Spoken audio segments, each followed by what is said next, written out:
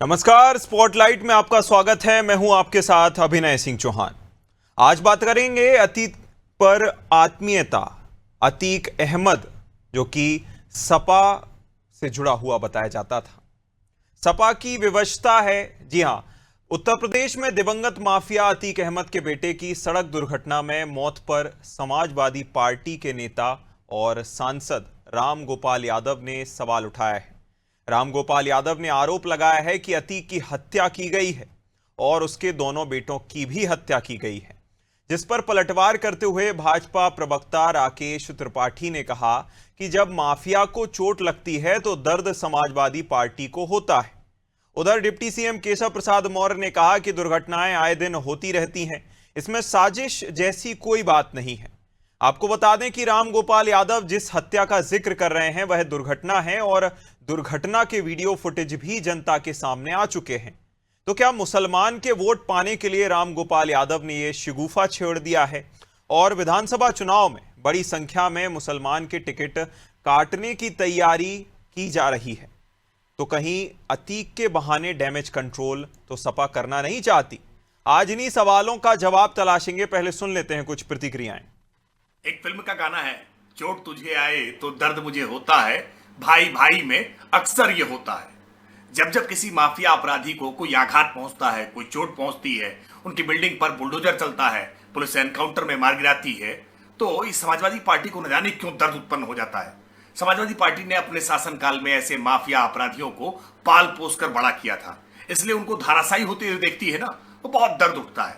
अब अतीक अहमद, जिसके बेटे की रोड एक्सीडेंट में मौत हुई है, उसको लेकर के भी रामगोपाल यादव सवाल उठा रहे हैं। समाजवादी पार्टी को दर्द हो रहा है। समाजवादी पार्टी कह रही है कि बड़ी निर्ममता के साथ अपराधियों पर कार्रवाई हो रही है। तो क्या अपराधियों के प्रति उदारता बरतनी चाहिए? क्या अपराधियों को सरकारी वायुयान में बैठाल करके नाश्ता करना चाहिए, जैसा अखिलेश यादव जी दंगाइयों के साथ किया करते थे? ये योगी आदित्यनाथ सरकार है, यहाँ कानून का डंडा पूरी निर्ममता से ही चलेगा। उत्तर प्रदेश के मामले में तो वहाँ तो कोई सरकार नाम की चीज़ ही नहीं है। वहाँ तो सरकार की तरफ से गुंडागर्दी हो रही है। किसी के गोली मार, हजारों लोगों का जीवन बर्बाद कर दिया। फर्जी इनकाउंटर करके पैर में गोली मारते हैं यहाँ, जिससे वो जिंदगी भर के लिए लंगड़ा हो जाए। ऐसा कभी जो है, इतना निर्ममता, निर्दयी कोई शासन नहीं हो सकता है। लोगों का रोज आता है। मान लिया हमारे परिवार का कोई आदमी बदमाश हो गया, तो सारा परिवार तो है नहीं, सब उनका घर उड़ा दिया, सारी चीज़ें हैं। देखिए, अतीक को कोई भला आदमी नहीं कहता। हालांकि वो 5 बार एमएलए रहे, एमपी रहे, लेकिन जिस तरह से उनको मारा गया, और वो मारा गया तो सबके सामने मारा गया, और उसके 2 लड़कों को मार दिया, तीसरा लड़का अभी और एक्सीडेंट में मारा गया। लोगों का, झांसी के लोगों का कहना है कि वो एक्सीडेंट नहीं था, वो भी मारा गया। तो जब इस तरह की गवर्नमेंट हो तो मुद्दे एक थोड़ी, वहाँ तो कोई डेवलपमेंट का काम ही नहीं हो रहा, सिर्फ बातें हो रही हैं। और इस विषय पर हमारे साथ चर्चा करने के लिए खास मेहमान जुड़ गए हैं। चर्चा में आज हमारे साथ अशोक तिवारी जी, सपा प्रवक्ता, हमें ज्वाइन कर चुके हैं। अशोक जी, आपका बहुत स्वागत है अनादि टीवी पर। और सवालों की शुरुआत आपसे ही करेंगे क्योंकि मुद्दा आपको लेकर है। अशोक जी, जिस तरह से कहा गया कि देखिए, झांसी के लोगों का कहना है कि हो सकता है ये जो है, जो जिसे इंग्लिश में कहते हैं कॉन्स्पिरेसी थ्योरी है, तो क्या कॉन्स्पिरेसी थ्योरी अगर ये नहीं है जैसा आपके जो है नेता का कहना है, तो कोई निकलकर सामने आता, कोई कहता, आंखों देखी बताता, कोई अब तक शिकायत अब तक तो दर्ज करा चुके होते, आप समर्थन में खड़े होते, शिकायत एफआईआर कुछ तो हुई होती। अब तो समय भी हो गया है, सुपुर्दे खाक हो गए। जी सर। जी भाई। जी। देखिए भाई, स्पष्ट सी बात है। हम्म। आदरणीय रामपाल यादव जी ने जो बात कही है वो बहुत सामान्य सी बात कही है। उन्होंने सिर्फ इतना यही कहा है कि उत्तर प्रदेश में लॉ एंड ऑर्डर की क्या स्थिति है, उत्तर प्रदेश में क्या हो रहा है, इसी बात का जिक्र किया उन्होंने। उन्होंने टारगेटेड तरीके से उत्तर प्रदेश में कार्य हो रहा है, ये बात कही है। उन्होंने ये भी जोड़ा है साथ में कि जो है, कहीं कहीं से कोई भी जो है उसे अच्छा आदमी नहीं हो सकता। अतीक को बुरा आदमी ही कहा जाता था, ये बात भी उन्होंने कही है। लेकिन इसके बावजूद लॉ एंड ऑर्डर होता है, कानून होता है, कानून का अनुपालन कराना शासन का कर्तव्य होता है। आज जिस तरह से जो है वो न्यायालय के हवाले से एक अभिरक्षा में था और उसको जिस तरह से मारा गया वो जनता जानती है। आज उसके दोनों बेटों को जिस तरह से मृत्यु हुई है वो स्वाभाविक मृत्यु दिखाई नहीं देती है। यही इसी बात का जिक्र किया उन्होंने सामान्य सी बात कही है और तीसरी लाइन कुछ है ही नहीं, दो ही लाइन की बात है। अब इस पर डिबेट आप करा रहे हैं तो डिबेट हम कर रहे हैं, ठीक है। हम अपनी बात कर सकते हैं कि उन्होंने सामान्य सी बात कही है जो शासन और प्रशासन का कार्रवाई देखी जा रही है। अभी इसी कड़ी में कहता हूँ शिव कुमार तिवारी की हत्या हो गई, तलवार से हत्या हो गई गोरखपुर में। अब गोरखपुर में हत्या हो जाती है एक ब्राह्मण का, जबकि ब्राह्मण निशाने पे सरकार के, ब्राह्मण जगह जगह मारा जा रहा है, एक हत्या और हो गई। सरकार के लिए बड़ी बात नहीं है, लेकिन ब्राह्मण वर्ग के लिए और समाज के लिए छोटी बात नहीं है, बड़ी बात है। जिस तरह से तलवार से हत्या की गई है और जिस प्रकार से निर्मम तरीके से हत्या की गई है और सरकार हाथ पे हाथ धरे बैठ करके देखती रहती है, कोई ऐसा कड़ा दंड नहीं मिलता है ब्राह्मण के हत्यारों को जिससे जो है ये लगे कि शासन है। आज जिस तरह से कानपुर में हत्या हुई थी, माँ बेटी जला दी गई थी, सुल्तानपुर में डॉक्टर का पैर अशोक जी सीधे तौर पर मतलब आपने जैसा कहा कि टारगेटेड टाइप का एक जो है पूरा का पूरा जो है प्रबंधन किया जा रहा है ऐसे मामलों से निपटने को लेकर। अतुल जी हमें ज्वाइन कर चुके हैं, भाजपा प्रवक्ता। अतुल जी बहुत शुक्रिया आपका और बहुत स्वागत है अनादि टीवी पर। अतुल जी सवाल के साथ आऊंगा। अशोक जी से अभी हम बात कर रहे थे, मैंने सवाल पूछा कि कोई अब तक शिकायत हुई होती, एफआईआर दर्ज किया होता, अगर किसी ने आंखों देखा होता, आई विटनेस निकलकर सामने आते कि ये कोई दुर्घटना थी या फिर एक हत्या थी। लेकिन अशोक जी सीधे तौर पर आरोप है कि टारगेट करके आप इस तरह के दुर्घटना बना देते हैं, कॉन्स्पिरेसी थ्योरी।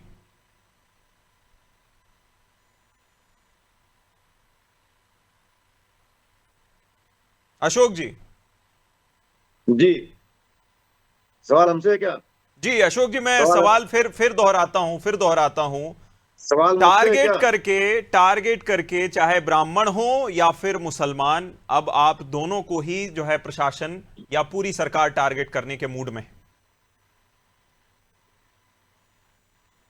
अरे सर आप खुद देख रहे हैं शिव कुमार तिवारी की किस तरह हत्या हुई है। आज कानपुर में प्रशासन की जानकारी में माँ बेटी जलाई गई, सामान्य घटना क्या? कोई जानकारी नहीं थी क्या? कार्रवाई हो रही थी उसमें माँ बेटी जवाब दीजिए अतुल जी जवाब दीजिए। आपने मेरे सवाल भी सुने और चिंता भी सुनी अशोक जी की। अशोक जी की बात बहुत ही स्लो आ रही है, अशोक जी का वॉइस बहुत स्लो आ रहा है, अशोक जी की बात समझ में नहीं आ रही है, सवाल आप दोहरा दीजिए। अतुल जी सीधे तौर पर अशोक जी कह रहे हैं कि मुसलमान हो, अतीक का तो पूरा परिवार ही हो गया, या फिर आप जैसा जो है ब्राह्मणों को लेकर कर रहे हैं कि चाहे ब्राह्मण वर्ग से हो मुसलमान वर्ग से हो, उसे ना तो सजा दिलाई जाती और बेरहमी से पूरे परिवार को खत्म करने की कोशिश की जाती है, टारगेट किया जा रहा है सीधे तौर पर। देखिए ये समाजवादी पार्टी का दोहरा चरित्र है और समाज में और देश में दोहरा चरित्र बहुत ज्यादा दिन नहीं चलता है। दोहरा चरित्र समाज बहुत अच्छे तरह से परख लेता है और परख लिया है। यह नमाजवादी का समर्थन करने वाले लोग, हिंदुओं पर गोली चलवाने वाले लोग, अतीक द्वारा एक सिपाही का हत्या करने के बाद 7 पुलिस कर्मियों को बंधक बनाए जाने के बाद माननीय मुख्यमंत्री रहते हुए सपा प्रमुख को गिड़गिड़ाना पड़ता है अतीक के सामने और अतीक अपना तानाशाही दिखाता है मुख्यमंत्री के ऊपर। इन लोगों की मजबूरी है अतीक और मुख्तार और इस्लाम का चाटुकारिता करना।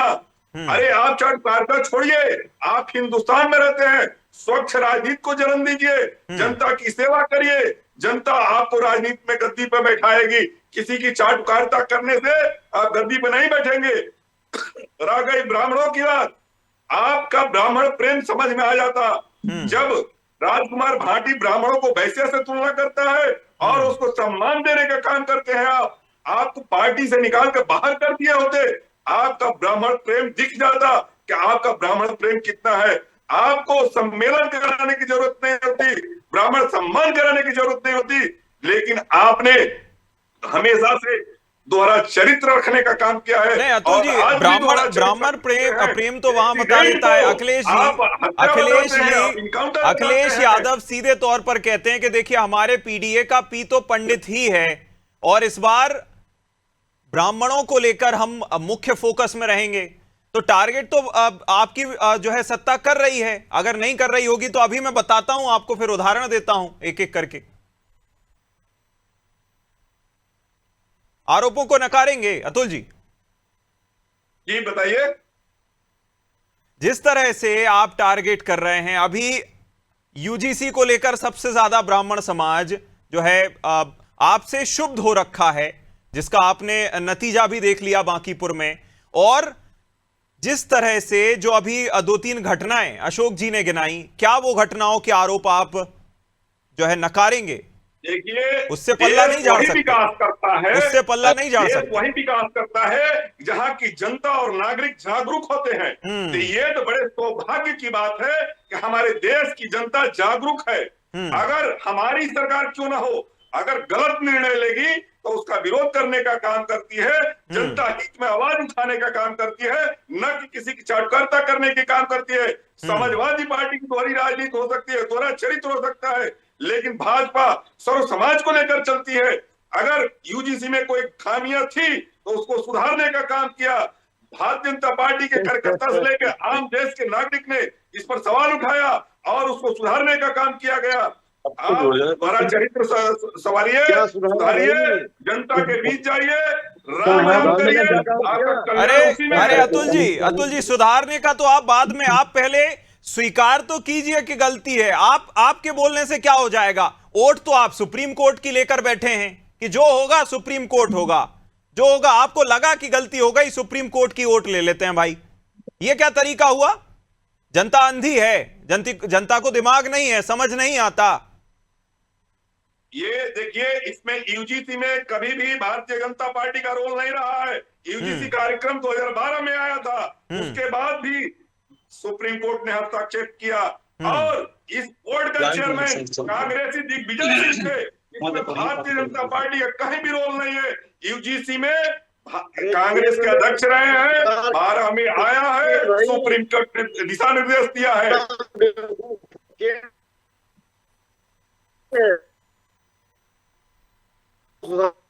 यूजीसी किसके हाथ में केंद्र? भाजपा के नहीं तो किसके है? शासन किसका है केंद्र में? इसमें नहीं, डबल इंजन सरकार है अशोक जी। हाँ, डबल इंजन सरकार है जी। डबल इंजन सरकार है तो फिर आप एक इंजन को कहेंगे, दूसरा इंजन के साथ में चल नहीं रहा। एक इंजन कह रहा है, अब ये अतुल जी तो स्वीकार कर रहे हैं कि गलती हुई है, केंद्र से जरूर किसी का मुंह नहीं खुल रहा। अशोक जी, केंद्र के नेता जरूर मुंह पर पट्टी बांधे बैठे हैं। जी, अरे सर, आप हालात देखिए देश के। जनता सर्वोपरि होती है, लोकतंत्र सर्वोपरि होता है। लोकतंत्र में लोग देख रहे हैं किस तरह से मंत्री शर्मनाक तरीके से बयान दे रहे हैं कि पैलेट गन चली ही नहीं। मंत्री बयान दे रहा है सदन में कि पैलेट गन नहीं चली। तमाम उदाहरण है पब्लिक डोमेन में, तमाम उदाहरण है सोशल मीडिया पर तमाम उदाहरण है। आंखें बंद नहीं है किसी की, तमाम आरटीआई का जवाब आ चुका है। फिर भी इन्होंने कहा कि जो है पैलेट गन चली ही नहीं। अब अमित शाह जी बयान देने ही नहीं आ रहे हैं किसके आदेश पर चली। ये सारा दृश्य जनता देख रही है, जनता की आपको सामने है। सनातन पर प्रहार किया आपने, आप महापाप किया। अशोक जी, पत्र तो लिख दिया, अमित शाह जी ने पत्र तो लिख दिया कि देखिए चर्चा तो हमें करनी है, जवाब भी हमें देना है। पत्र तो लिख दिया लोकसभा अध्यक्ष को, पत्र लिख दिया। सदन का अवसान हो जाए, सदन सत्र समापन हो जाए, इसके इंतजार में है। इतने लंबे समय से हौच पौच किए हुए हैं, तो बोलने कहां देते हैं आप? कोई मंत्री बोलने आता है, अब कोई भी मंत्री बोलने आता है, आप बोलने कहां देते हैं अशोक जी? अरे बोलने की बात, हम लगातार इतने शालीन है हमारे राष्ट्रीय अध्यक्ष जी। हम चाहते हैं कि राम मंदिर पर जो चढ़ावा चोरी हुई उस पर कौन दोषी है ये बताएं। चंदा चोरी कब तक आप लोग चिल्लाएंगे? चंदा चोरी के पीछे कब तक भागेंगे? मुद्दा कोई है जमीन के पास? लगता है अशोक जी लगता है दुखती नस छेड़ दी है, दुखती नस नस छेड़ दी है अशोक जी। अशोक जी ने लगता है दुखती नस छेड़ दी है। मैं आपके पास लौटूंगा। देखिए ज्ञान प्रकाश शुक्ला जी हमें ज्वाइन कर चुके हैं। मैं अशोक जी ने ठीक है अतुल जी, मैं वापस आऊंगा। अशोक जी आपके पास भी लौटूंगा। अशोक जी ने यहाँ दुखती नस छेड़ दी है किसी की। मैं फिर उस पर वापस आऊंगा। हमें जो है कांग्रेस प्रवक्ता भी ज्वाइन कर चुके हैं।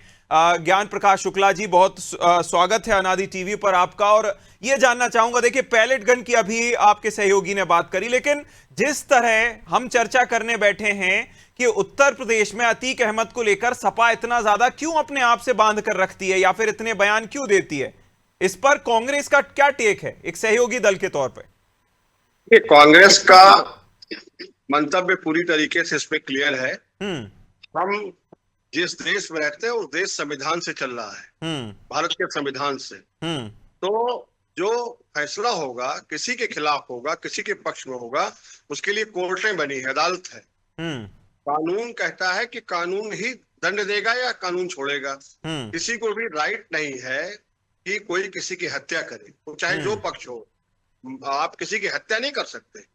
अगर किसी पर क्रिमिनल केस है, किसी पर कोई गंभीर अपराध है, नहीं तो दुर्घटना हुई है ना घनश्याम जी, दुर्घटना हुई है। सॉरी ज्ञान प्रकाश जी, माफ कीजिएगा, दुर्घटना हुई है, उसमें हत्या की कहां बात आ गई? अगर दुर्घटना हुई है, मैं अतीक अहमद जी की हत्या की बात कर रहा था। अगर दुर्घटना भी है और कहीं से सवाल उठ रहा है, ऐसी कंडीशन में दुर्घटना हुई है तो शिकायत कराइए। मतलब जो भी आंखों से जिसने देखा होगा, आई विटनेस होगा, अब तक शिकायत होनी चाहिए थी। अब तो सुपुर्दे खाक हो गया व्यक्ति। आप कह रहे हैं कि दुर्घटना नहीं है। ये आवश्यक नहीं है कि हर दुर्घटना में आपको जसप्रीत गवाह ही मिल जाए या किसी भी घटना में।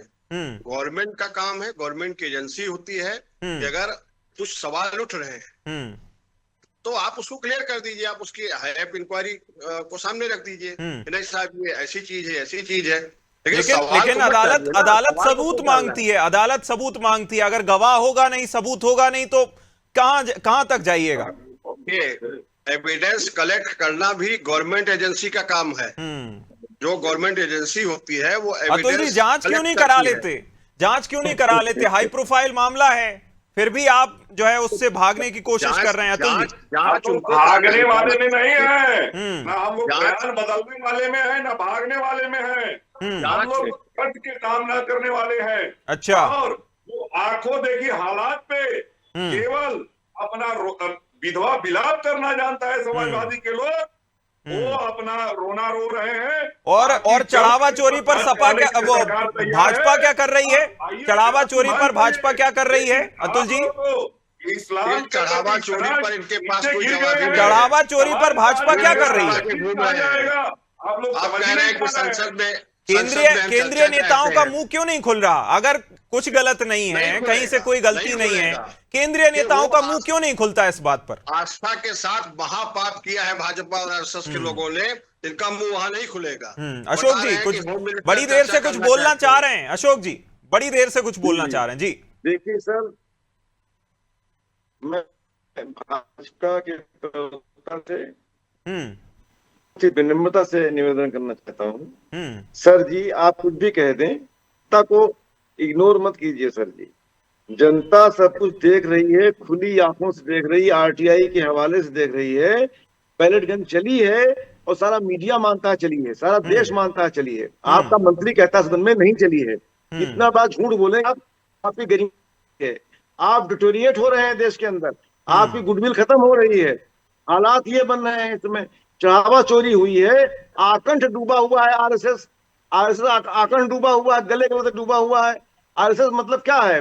आरएसएस जो है जननी है भाजपा की, और आरएसएस डूबा हुआ है उसमें। प्रधानमंत्री जी ने ही ये पॉइंट किया था टेस्ट को। लेकिन बिल्कुल आपने विषय बहुत गंभीर छेड़ा है अशोक जी। मैं इसको लेकर अतुल जी आपके पास आऊंगा। आरएसएस और भाजपा में जो आपसी जो है बातचीत अगर नहीं देखने को मिलती, या अगर आप बातचीत नहीं कर पा रहे हैं, ये बड़ी समस्या वाली बात है। हमने देखा जेनजी को लेकर, एक तरफ जहां सरकार बड़ी देर में डिगी, दूसरी तरफ जो है आपके आरएसएस प्रमुख आते हैं, जेनजी से बात करते हैं और बोलते हैं कि चर्चा पहले ही हो जानी चाहिए थी, यहां तक नौबत नहीं आनी चाहिए थी। दूसरी बात, बल प्रयोग हुआ वो गलत हुआ। तीसरी बात कि यहां राज्य सरकार मान रही है कि चढ़ावा चोरी को लेकर हम जांच कर रहे हैं, केंद्रीय मंत्री मुंह सिले क्यों बैठे हैं? इन दोनों ही मामलों से भागना क्या केंद्र सरकार को आगे चलकर भारी पड़ सकता है, और राज्य सरकार को भी, क्योंकि आने वाले समय में आपके ही राज्य में चुनाव है, आपके ही राज्य में चुनाव है। आपने जी आज सर आप बहुत अच्छी एंकरिंग कर रहे हैं, आप बहुत बड़ा एंकरिंग कर रहे हैं, अच्छी बात रख रहे हैं। मैं एक लाइन में जवाब देता हूं। सर जी, केंद्र का सरकार का तो आंकन डूबी हुई है। केंद्र सरकार ने ही जो है, प्रधानमंत्री जी ने ही टेस्ट का अपॉइंटमेंट किया और वो चुप हैं, कुछ बोल नहीं रहे हैं। मुख्यमंत्री जी भी बचाने में लगे हुए हैं। मुख्यमंत्री को जिनको जैसा आदेश दिया गया है ऊपर से, इनकी गरिमा भी अब गिर चुकी है। लगातार ये ऐसे बयान देते आ रहे हैं चंपत राय जी को लेकर, गोविंद गिरी जी को लेकर के, जिससे ये आंकन डूबे हुए दिखाई दे रहे हैं, ये भी उसमें लिप्त दिखाई दे रहे हैं। अतुल जी जवाब, अतुल जी जवाब आपस में मिले हुए हैं। अशोक जी के भाईजान की बात समझ में नहीं आती है, उसको रिपीट करना पड़ेगा आपको। बोलिए बोलिए। अशोक जी की बात रिपीट कर दीजिए, उनकी बात बहुत स्लो आ रही है। मैं आपको सवाल के साथ ही आ जाता हूं, चाहे जेनजी का मुद्दा हो या फिर जेनजी से आपने चर्चा में देरी करी, सरकार डिगी, देर से डिगी, जो मोहन भागवत जी ने अपने जो है संवाद में कहा था बच्चों से। दूसरी बात, चढ़ावा चोरी मामले को लेकर जो केंद्र सरकार या केंद्र सरकार का नेता मंत्री कोई बोलता हुआ नजर नहीं आता। राज्य सरकार मानती है कि चोरी हुई है, तो इसका सबसे पहला शिकार या इसका सबसे ज्यादा नुकसान क्या आपको होने जा रहा है उत्तर प्रदेश में? देखिए, पहली बात तो इससे कोई नुकसान नहीं होने जा रहा है भारतीय जनता पार्टी को। अच्छा। आपको चढ़ावा चोरी समझा दे कि क्या है। भगवान श्री राम के काल में रावण भी सनातन का पुजारी था, लेकिन वह सनातन से खिलवाड़ करने का काम किया। धर्म को किसके नाक के नीचे हुआ? किसके नाक के नीचे हुआ? किसके नाक के नीचे हुआ अतुल जी? उसका नतीजा उसको मिला। अच्छा। और इस भारतीय जनता पार्टी के सरकार में भी हमारे आस्था पर खिलवाड़ हुआ है। निश्चित रूप से, चाहे वो हिंदू हो, चाहे मुसलमान हो, चाहे भारतीय जनता पार्टी का कार्यकर्ता हो, और चाहे वो कोई भी हो, अगर वो चोरी किया है तो हमारे आस्था से खिलवाड़ करने का काम इस मामले पर रवैया जो निकलकर अब तक सामने आया है वो बताता है कि कितना सीरियस इस मामले को लिया जा रहा है। इसी के साथ अतुल जी बहुत शुक्रिया कहूंगा आपको, अशोक जी बहुत शुक्रिया, ज्ञान प्रकाश जी बहुत शुक्रिया। एक्सेप्ट करने के लिए तैयार नहीं होते नेता तो उस बात को छोड़ना ही पड़ता है, क्योंकि अगर पल्ला कोई झाड़ेगा तो इस तरह बचा नहीं जा सकता। बाकी अतीक अहमद की जहां तक बात है तो यह देखना होगा, क्योंकि जनता के बीच में भी चर्चा का विषय बनता है कि अगर कोई आरोपी अपराधी था, उसको लेकर अगर कोई राजनीतिक दल आवाज उठा रहा है तो देखने वाली बात होगी कि इसका कितना असर देखने को मिलता है। इस खास चर्चा में इतना ही। आप देखते रहिए अनादि टीवी। नमस्कार।